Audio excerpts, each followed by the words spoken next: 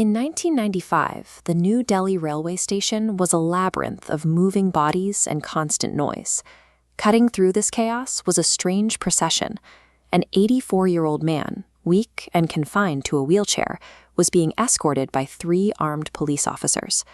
They were waiting for an ambulance to transfer him for medical treatment. The wait dragged on. One officer stepped away to check on the transport. A few minutes later, a second officer walked off to grab a cup of tea. For a brief window, the old man was left with just a single guard. When the armed officers finally regrouped, they found the wheelchair sitting completely empty. The frail octogenarian had entirely vanished.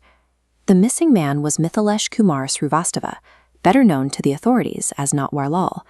At the time of his escape, he was facing dozens of active cases and had already been sentenced to over a century in prison.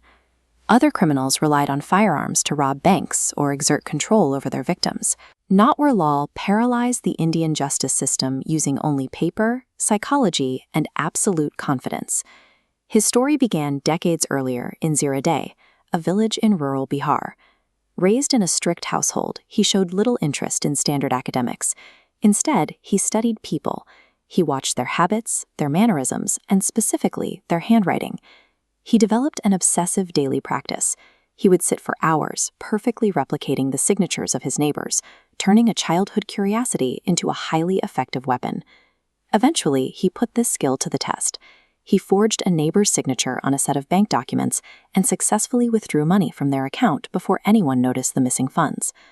Looking closely at official records like these, vintage registration marks, you can see how precise typography and official seals create an immediate aura of legitimacy. He recognized that official paper acts as an overwrite switch for human suspicion. That first withdrawal proved a vital concept. If the documentation looks authentic and is handed over with total certainty, people will surrender their logic and ask no questions. He eventually moved his operations to Calcutta. The mid-20th century city was a dense, wealthy commercial hub filled with merchants eager to make a profit. Presenting himself as an earnest student, he convinced a wealthy cotton merchant to back a highly profitable fabricated investment scheme. He took the money, vanished, and proved he could successfully play the long game of trust. He then built a more sophisticated persona. He bought expensive suits, perfected his English, and began introducing himself as a high-ranking government official or a minister's private secretary. Wearing this identity, he walked into a luxury watch store and confidently ordered 90 high-end timepieces. He claimed they were required for an urgent top-level government meeting. The store owner saw a massive, lucrative government contract. That payday completely blinded the merchant to the logistical red flags of the order. Natwar Lal instructed the merchant to deliver the watches to the government's North Block in Delhi. When the delivery arrived, he stepped outside, handed over a flawless bank demand draft, took the 90 watches, and disappeared. Days later, the bank confirmed the draft was entirely worthless. Society is engineered to obey the symbols of authority without question. Natwar Lal recognized that anyone who successfully mimics those symbols becomes practically untouchable. He soon found an even more lucrative demographic: wealthy foreign businessmen traveling to India in search of exclusive, high-value government contracts. He guided these investors right to the Taj Mahal. Posing as a supreme authority, he presented them with an exclusive opportunity to privatize the monument. He backed up his claims by laying out meticulously forged dossiers, stamped with fake government seals, and detailed complex legal frameworks that made the absurd offer appear entirely legitimate. The foreign investors, eager for the deal and entirely ignorant of Indian property law, handed over vast sums of money for contracts that held zero legal weight. He replicated this exact blueprint across the country, successfully forging documents to sell the Red Fort. He escalated to the operational seats of the Indian government, running the con on Parliament House. He even finalized a deal for the Rashtrapati Bhawan, the official residence of the president. The sheer magnitude of the lie is exactly what made it work. The victims assumed a scam of that scale was simply too impossible to be a fabrication. The authorities eventually caught him. He accumulated hundreds of charges and sentences totaling over a century.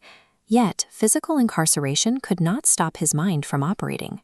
While in prison, his wife wrote to him about her severe financial struggles and failing farm. In response, he sent a carefully coded letter claiming he had buried a large stash of gold somewhere in their field. He knew the prison censors read every outgoing piece of mail. The police intercepted the letter, rushed to his village, and aggressively dug up the entire field looking for the hidden treasure. There was no gold. Days later, he sent a second letter, politely thanking the police for plowing his wife's field for free. He had successfully turned the administration into his personal farmhands. His control over behavior was tested during a hearing. The judge looked at his file and asked how he managed to fool so many people. Notwurlal paused. He asked the judge if he could borrow a 1 rupee coin. The judge handed it over. Notwurlal put the coin in his pocket, smiled, and said, "Like this." His real talent was making people voluntarily hand over their own power, which brings us back to the empty wheelchair at the New Delhi railway station in 1995. A massive nationwide manhunt followed his disappearance, but the police never found a single trace of him. The exact circumstances of his death remain an unsolved puzzle.